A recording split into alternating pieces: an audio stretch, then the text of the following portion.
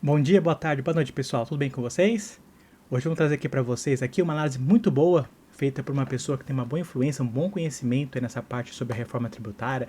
Tem acompanhado esse mundo sobre a reforma tributária, um mundo aí realmente de contabilidades, um mundo realmente que envolve essa parte de impostos e tributação há mais de 30 anos e que tem muito a dizer para nós e fez uma análise muito boa realmente a respeito desses assuntos. Vamos trazer aqui também para vocês logo em seguida um pouquinho mais sobre o que planeja o governo aí com novos impostos, novas taxas para o ano que vem que preocupa as empresas do Simples Nacional. E vamos mostrar também toda essa repercussão aí disso ao longo desse período. Essa semana foi debatido bastante coisas, pessoal. Aproveito antes para pedir para vocês, se inscrevam no nosso canal, curtam realmente aqui nossos vídeos se vocês gostarem realmente dele, compartilhem se possível com seus amigos, tá? E se inscrevam para não perder nenhuma notificação, nenhuma mudança que a gente for acompanhando aí, mostrando aqui para vocês, tá bom? Peço também que se vocês puderem, acesse nosso site em www.prodel.com.br, conheça um pouquinho mais sobre o nosso trabalho, nosso sistema de informação, nosso sistema de gestão, mostrar aqui para vocês também um pouquinho sobre uma reportagem que levantou falando sobre as dificuldades que as empresas vêm enfrentando em controlar, em administrar seus negócios, que nós podemos ajudar vocês muito com isso. Vamos tentar isso com tudo logo após a vinheta.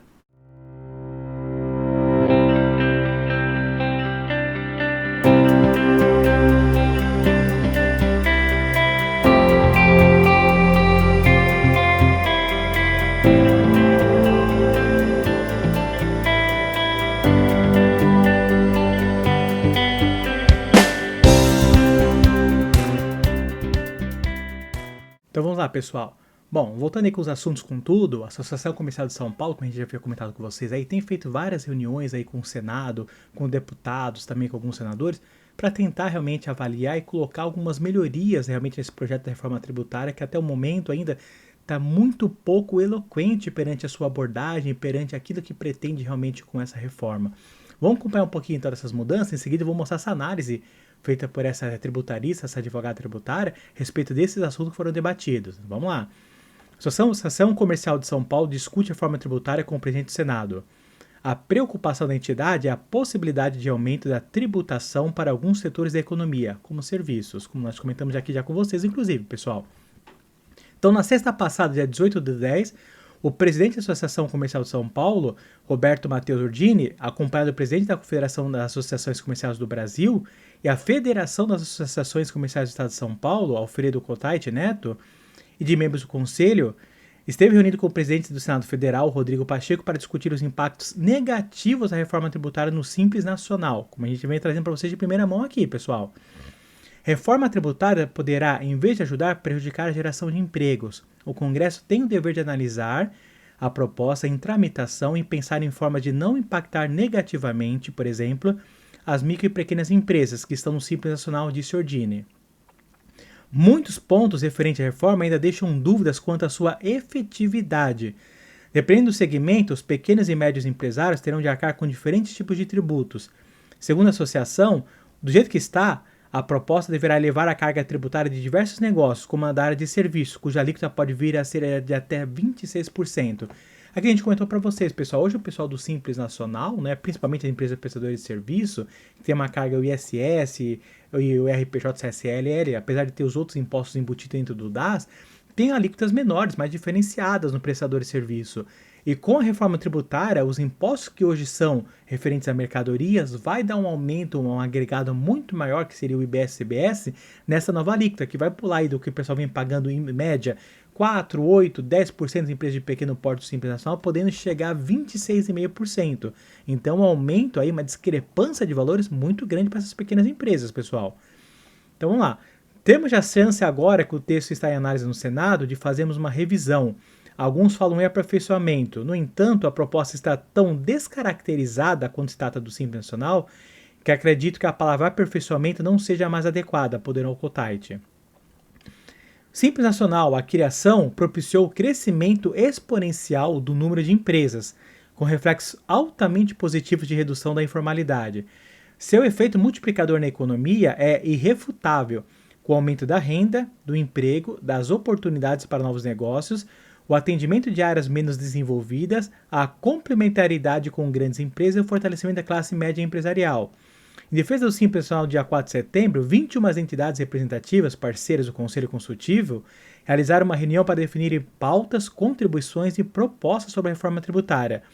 e seus impactos nos referidos sistemas. As entidades que juntas representam 15% do PIB nacional manifestaram na reunião suas preocupações. Então vocês veem, pessoal, que assim, aquilo que a gente comenta, a reforma tributária hoje não tem uma pauta voltada realmente para o Simples Nacional.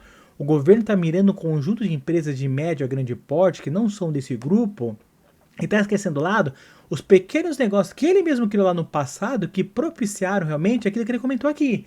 Uma formalidade, um desenvolvimento melhor de alguns setores, um desenvolvimento melhor de atividades junto a algumas empresas, ou seja, ele conseguiu aumentar não só a arrecadação, mas conseguiu propiciar para as pessoas que querem desenvolver seu próprio negócio uma forma legal e mais tangível para que esse negócio fosse realmente factível, ou seja, tornasse possível e viável esse desenvolvimento.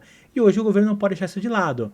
Então, com base nessas propostas que foram passadas, vou mostrar aqui para vocês a análise feita por essa realmente tributarista lá. Ana Cláudia Utume, a sócia da Utume Advogados, faz um diagnóstico da proposta que modifica o sistema tributário brasileiro. Olha o que ela comentou. Reforma tributária traz coisas que não existem em nenhum lugar do mundo. Até aí, pessoal, nós temos dois pontos. O ponto que seria inovação, que o Brasil pode realmente inovar, trazer novas coisas. O próprio Pix é um sistema de inovação que no mundo todo não existia, tá? Mas realmente uma criação.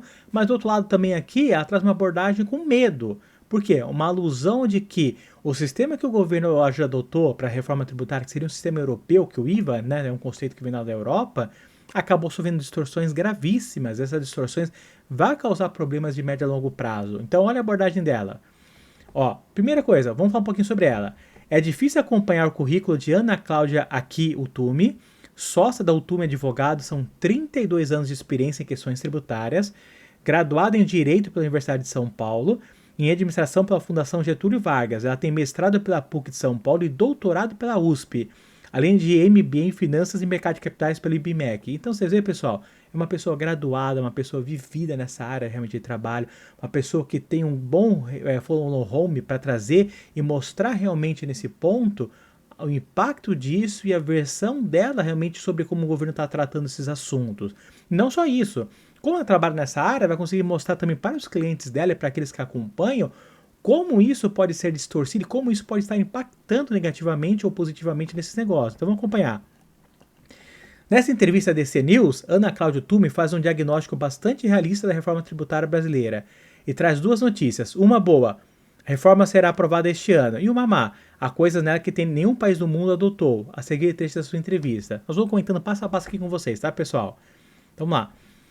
Você participou no fim de setembro de mais uma audiência pública da Comissão de Assuntos Econômicos, o CAI do Senado, sobre a reforma tributária. Alguma boa notícia? A resposta dela, pessoal. O texto não está pronto para votação, então de fato vai precisar de muito mais trabalho do relator. O senador Eduardo Braga, do MDB do Amazonas, hoje já são mais de 1.300 emendas ao projeto de reforma tributária. Olha o número, pessoal.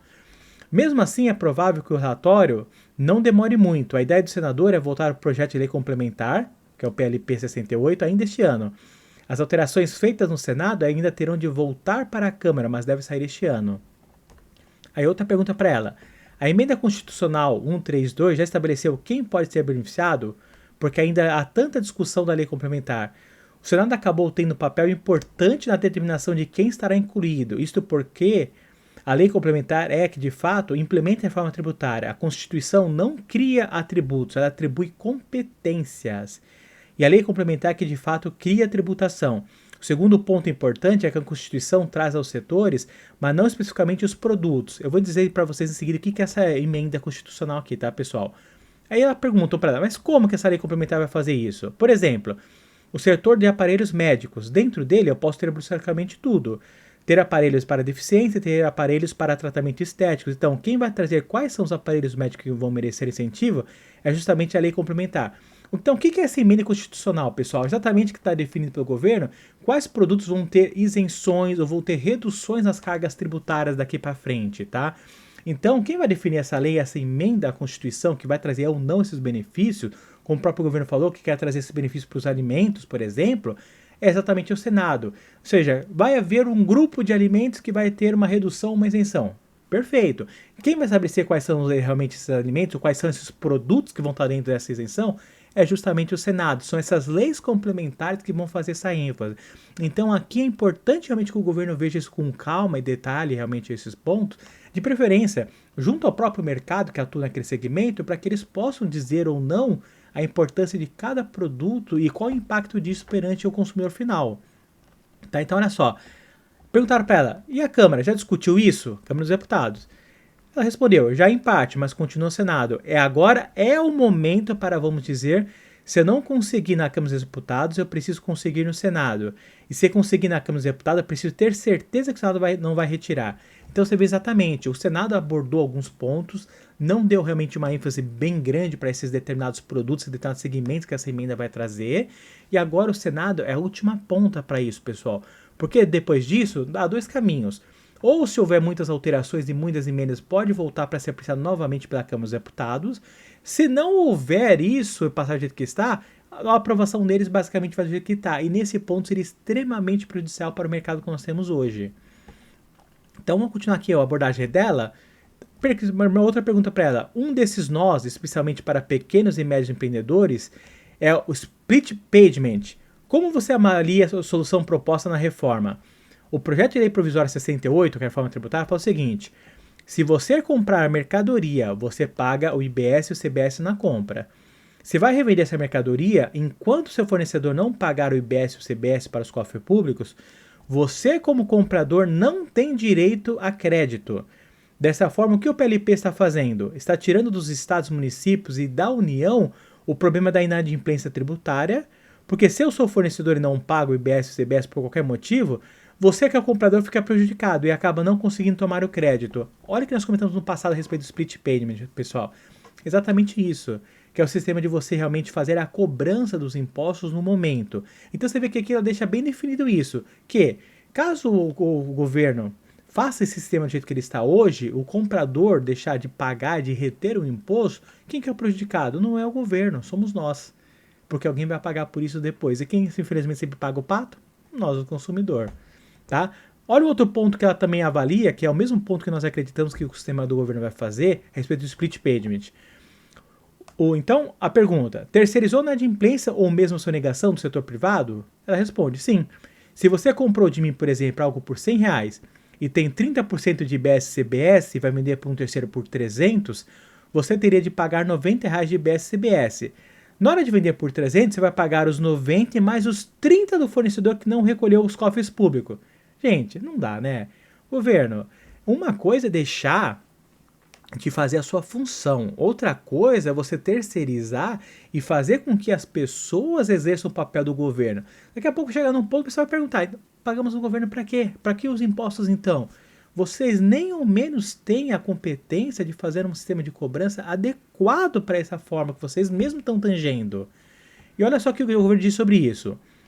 A União, os estados e municípios estão falando nesse PLP, algo como, olha, como a tecnologia bancária do Brasil é muito forte, vamos fazer o seguinte, quando a empresa compradora for passar um PIX para a empresa fornecedora, em vez de pagar o valor cheio, no caso R$100, vai passar um PIX de R$70. Esses 30 diferenças são split payment, nada mais do que uma retenção.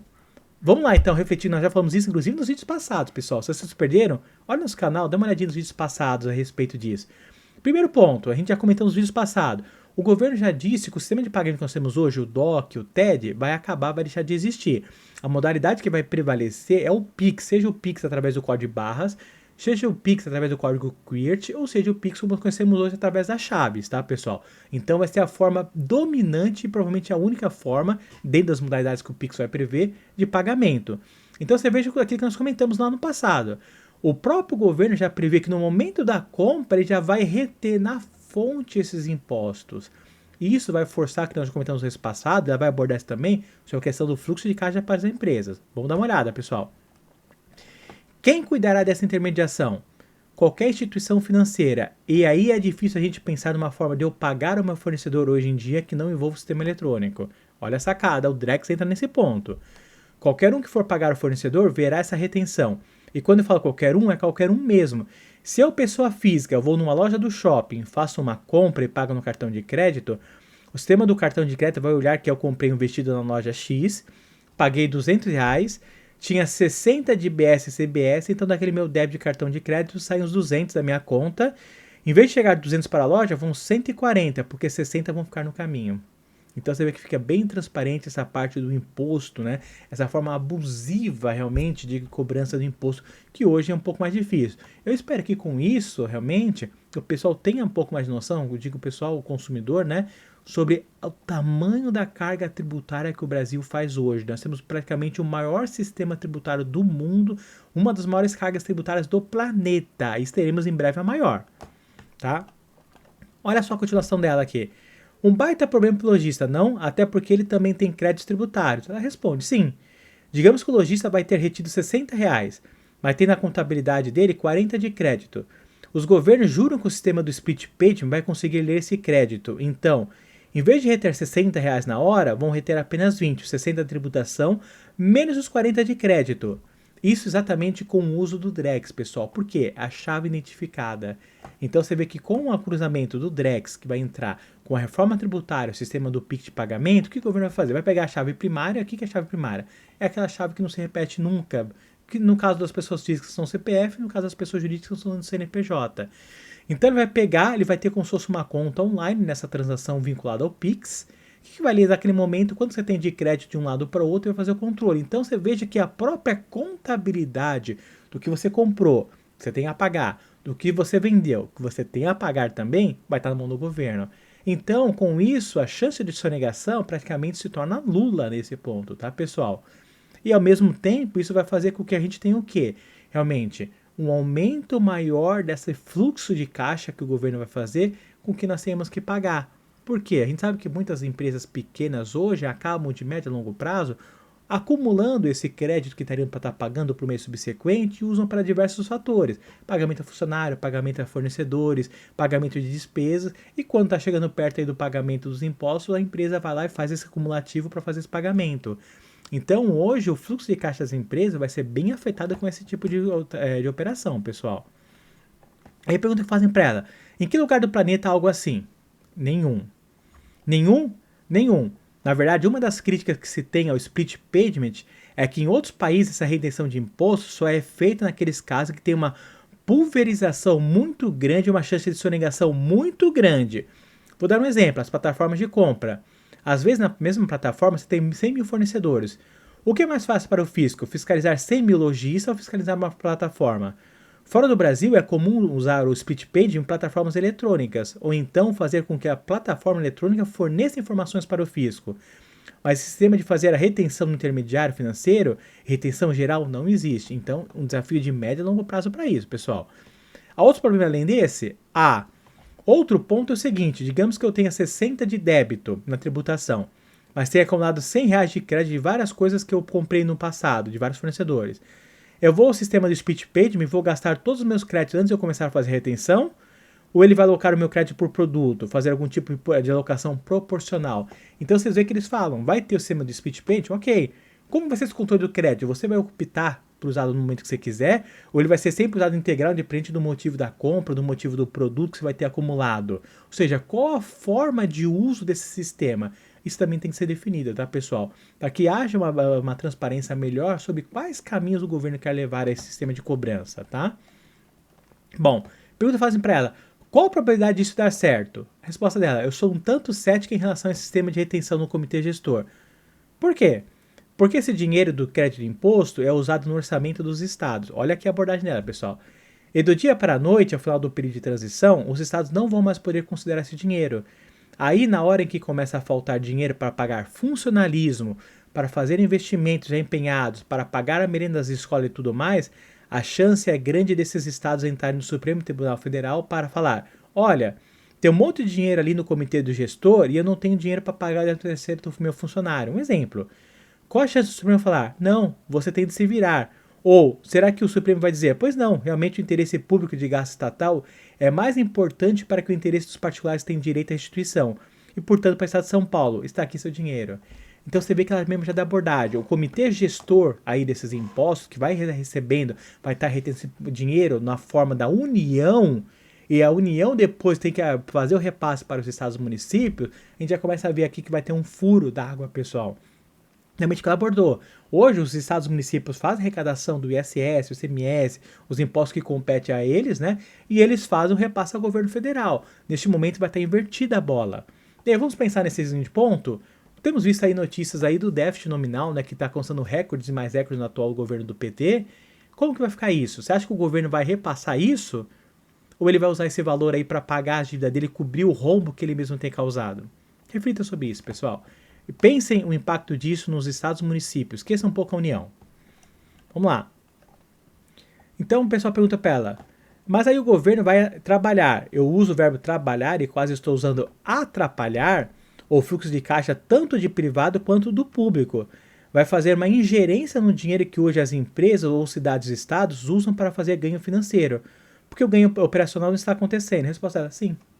Ou seja, está bem claro realmente o uso do governo aí de forma que a centralizar em Brasília o poder, vai usar esse poder como máquina para persuadir estados e municípios e manipular a doce gosto. Galera, não dá, né? Vamos lá. O quão desconfigurada ela está, essa reforma tributária? Bom, em relação à melhoria do ambiente de negócio, de fato haverá. Não vamos ter mais 27 legislações estaduais, porque cada estado define a sua legislação, sua forma de cobrança, como ICMS, suas alíquotas e os seus acordos interestaduais, e quase 5.800 legislações municipais. Só que para não dizer que não dá para dizer que o sistema novo é simples. Ele não é. Ele é bastante complexo. A gente já tem mais de 600 artigos em 2 PLPs, que são projetos de leis provisórias. É uma complexidade gigantesca, está longe de ser o sistema que realmente aproxima o Brasil de outros países. Então vocês veem aquilo que eu falei sobre a descaracterização realmente desses impostos e realmente do uso adequado disso, pessoal. O que deveria ser uma emenda, um produto, realmente um artigo definido, que era para simplificar, tirar esses montes de leis e colocar uma coisa mais simples, o governo está criando tantas emendas, tantas variações, que apenas o poder legislativo de Brasília realmente vai ganhar com isso, porque vai haver um acúmulo maior de poder deles. E a ideia geral que era simplificar, acaba havendo uma distorção. E aí pergunto para ela, por quê? Porque não é o imposto sobre o valor agregado, originalmente que era na Europa. O que é? É um imposto não cumulativo, que não arrecada tudo no final da cadeia, como fazem os americanos no Sales Tax. Nos Estados Unidos, quando vou no caixa, descubro quanto de imposto tem lá e pago ali, que é o Sales Tax. No caso brasileiro, eu vou pagando a cada etapa, então é um sistema não cumulativo, não é um sistema de imposto sobre o valor agregado. Esse é o primeiro ponto. O segundo é que se trata de um sistema não cumulativo com uma exigência que não existe em lugar nenhum do mundo. Qual exigência é essa? A exigência de que o imposto tenha sido recolhido aos cofres públicos para dar crédito. É outra sátira aqui, né? Uma outra jabuticaba? Sim, porque estou literalmente passando a função da gestão da inadimplência para o próximo na cadeia. O governo está lavando as mãos contra a inadimplência. Isso não existe em nenhum país do mundo. Não tem nenhum país que coloque dessa maneira. Essa questão do split payment generalizado também não encontra paralelo no mundo. Então vocês veem aquilo que a gente comentou, pessoal. O governo se tirando da obrigação de gerir, tirando a obrigação de fiscalizar, de coordenar os esforços dele para fiscalizar e facilitar isso para passar para o pessoal da cadeia. Aonde que isso vai acabar, como ela falou no final? O consumidor. O consumidor vai ser, como sempre, novamente o lesado final dessa operação. Tá? Bom, perguntas para ela. Essa ingerência no fluxo de caixa está sendo bem avaliada pelas empresas de governo estaduais e municipais? Debatemos isso aqui nos vídeos anteriores. Esse ponto do caixa, do fluxo de caixa, eu imagino muito importante e poucas empresas estão prestando atenção. Se a gente pegar o caso das empresas de varejo, muitas vezes não é nem questão de trabalhar o dinheiro do fisco no banco. Por quê? Vender no dia 10 de um mês e recolher o imposto no dia 5 do mês seguinte. Existe muito caso de empresa de varejo que tem as margens muito pequenas, em um giro de caixa muito imenso. Às vezes ela tem volume de movimentação de caixa muito grande para uma lucratividade proporcionalmente pequena. Isso pode impactar, porque o lojista que vendeu o vestido por R$200 não vai receber 200, vai receber 140, ou um pouco mais se o sistema de crédito funcionar. Vai impactar sim o caixa, como nós comentamos aqui, pessoal. Outra dor sem solução à vista é que a reforma fragiliza o Simples Nacional. Olha exatamente a abordagem perfeita nela nesse ponto aqui de eloquência que ela teve. Se eu não migrar do Simples, eu vou ter em primeiro lugar um aumento de custo. Em segundo lugar, vou custar mais caro para o meu cliente. Por quê? Como é um sistema não cumulativo, se eu comprei de uma empresa no Simples por R$100 e dentro da alíquota do Simples ele só dá o crédito de 5, é R$5 que eu vou tomar. Se eu comprei de uma empresa fora do Simples por pelo menos R$ 100, eu vou tomar um crédito nesse exemplo de R$ 30 e não de 5. Então, para mim, enquanto comprador empresarial, vai valer muito mais a pena ter um fornecedor normal do que um fornecedor dentro do Simples. É quase a morte do Simples? O Simples vai acabar por perder competitividade no custo, porque vai pagar mais caro, porque tem lá embutido IBS e CBS, e ele não toma o crédito e vai paralelamente perder competitividade perante o cliente, porque o cliente só vai poder tomar crédito de forma de IBS, CBS que estiver lá. O discurso do governo antes de aprovar a própria emenda constitucional foi dizer: não, mas espera aí, você fica no Simples, só que vai pagar o IBS e CBS por fora para o sistema normal. Resolve isso. Aí o que vai acontecer? A alíquota que eu vou pagar no Simples diminui, por exemplo, 5%. Só que aumenta o recomendo do IBS e CBS em 30%. Tá bom.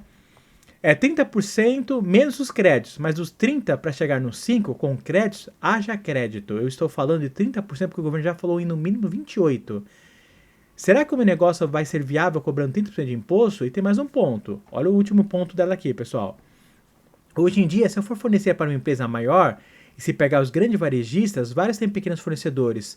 Muitas vezes o negociador do preço daquela compra não é o cara que entende de tributário. Então eu vou chegar para o varejista e vou falar: olha, eu estou aumentando o meu preço, mas veja bem, você vai poder tomar crédito de tudo. Será que o cara de compras vai estar se importando ou vai apenas decidir pensando no caixa, desembolsando nas compras? Será que ele vai falar: nossa, coitadinho, realmente, puxa, vou fazer a caridade e desembolsar mais para o meu fornecedor? Uma situação de extrema gravidade, Ana Cláudia? É uma situação que preocupa muito. Por isso digo para as pessoas, não é uma questão de odiar ou amar a reforma tributária, mas sim uma questão de olhar o que está acontecendo e ainda tentar mudar antes da aprovação final. Por quê? Não adianta a gente demonizar e ver aprovado do mesmo jeito. A gente tem que agir para tentar consertar e reduzir os danos. E a discussão tem tido esse nível de detalhe? Infelizmente, uma boa parte dos congressistas não lê no detalhe, não conhece o texto no detalhe. Mesmo o projeto de lei provisória 68, que foi aprovado na Câmara dos Deputados, teve alterações feitas menos de 10 minutos antes da aprovação. Então vamos para um resumão a respeito disso, pessoal. Você vê o que ela falou aqui. O Simples Nacional vai haver um aumento de custo. O B2B, como comentei anteriormente, o negócio para negócio, quem está comprando hoje de uma empresa do Simples para poder reduzir a sua carga tributária e pagar mais barato, vai querer tomar um imposto lá na entrada. O Simples vai dar uma quantidade muito pequena desse imposto. E para o Simples poder repassar o imposto maior, há um aumento na carga tributária para ele. Então, do jeito que está hoje, pessoal, esse sistema de split pay, sistema de realmente de cashback do governo, vai ser extremamente prejudicial para as empresas de pequeno porte, do Simples Nacional, o MEI Eireli também, né? E as empresas optantes por essa modalidade. Então, vamos torcer realmente aí que as empresas que estão participando, as associações que estão se envolvendo. Mais uma vez, parabéns aí para as associações envolvidas, para as pessoas envolvidas. Espero que o nosso senador aí que está avaliando, Rodrigo Pacheco, olhe realmente com calma e dê ênfase realmente para essa modalidade. E lembre o seguinte: pressa é inimiga da perfeição. Vamos olhar com calma, vamos debater esses artigos, vamos olhar cada um dos detalhes, porque a mudança posterior é difícil. Você vê que ela mesma falou aqui. Acontecer problema lá na frente, vocês acham que o Supremo Tribunal Federal vai ser a favor do Estado, dos municípios e da população? Não vai, pessoal, infelizmente, tá? Só para fechar o assunto aqui para vocês, e falar sobre esses impostos, esse aumento, o governo federal agora já discute também o aumento nos impostos, uma reforma nos impostos, entre aspas, nesse ponto, tá? Sobre imposto de renda. Por quê? Vamos falar sobre a reforma tributária novamente? A reforma tributária está tirando os impostos nacionais e subnacionais. Quais impostos são esses? Estão tirando PIS, o COFINS, o ICMS, o ISS, no caso, tá? São 6 impostos aí no total. Os impostos federais que são relacionados ao imposto de renda e à contribuição social sobre o lucro líquido não estão na reforma tributária. O governo já está fazendo um novo estudo para a reforma nesse ponto também. Olha o que eu disse a dar a respeito disso, pessoal. Reforma do imposto sobre a renda deve ficar para 2025. Em relação ao imposto de renda de empresas, o ministro da Fazenda disse que há estudos sobre dividendos, segundo os parâmetros da Organização Comercial de Desenvolvimento Econômico, que é a OCDE. Eu vou falar isso aqui no final, tá? Alguns boatos, algumas coisas me falando. O ministro da Fazenda, Fernando Haddad, afirmou na segunda-feira, dia 14, que a sua equipe levanta todas as alternativas técnicas possíveis para a reforma do imposto de renda, para apresentar ao presidente Luiz Inácio Lula da Silva, mas que não há prazo para envio das medidas ao Congresso. Isso porque pode não ocorrer ainda nesse ano. Segundo ele, a equipe econômica mira antes um plano de corte de despesas em gestação entre Fazenda e Ministério do Planejamento. O ministro avaliou que, ao contrário da reforma sobre o consumo já em regulamentação, que é a reforma tributária, a de renda ainda passa por uma fase de estudos mais preliminares, tanto no âmbito do governo quanto do parlamento. Tem um trabalho a ser feito, nós queremos acertar, tanto do ponto de vista do consumo quanto da renda, aproximar o Brasil do que tem com o melhor do mundo, disse ele durante um evento organizado pelo Itaú. Ele disse que avalia as deduções do imposto de renda de pessoas físicas por rúbrica para determinar em que pode ser favorecido pelas medidas. Em relação ao IR de empresas, a Haddad disse que há estudos sobre dividendos, segundo os parâmetros da Organização Mundial da Cooperação e Desenvolvimento Econômico, aí, tá? Para que não haja comprometimento de investimentos ou promoção de justiça tributária. Pessoal, desculpa aqui, mas já temos aqui com isso a promoção da justiça tributária. Vamos pensar de novo no Simples Nacional? Vamos pensar nos dividendos. Que dividendo que ele está falando aqui? Ele comentou um artigo, nós mostramos isso no vídeo passado, que eles estão reclamando das empresas do Simples Nacional que recolhem, ou caso sacam seus dividendos com a distribuição de lucro, sem entrar só pagar imposto. Pessoal, o Simples Nacional hoje já paga dentro do DAT IRPF, CSLL, e pagamos aí o PIS, pagamos COFINS, pagamos ICMS e ISS, todos os impostos já estão embutidos ali, pessoal. Agora, sobre o lucro que sobra depois disso, o governo quer taxar também isso.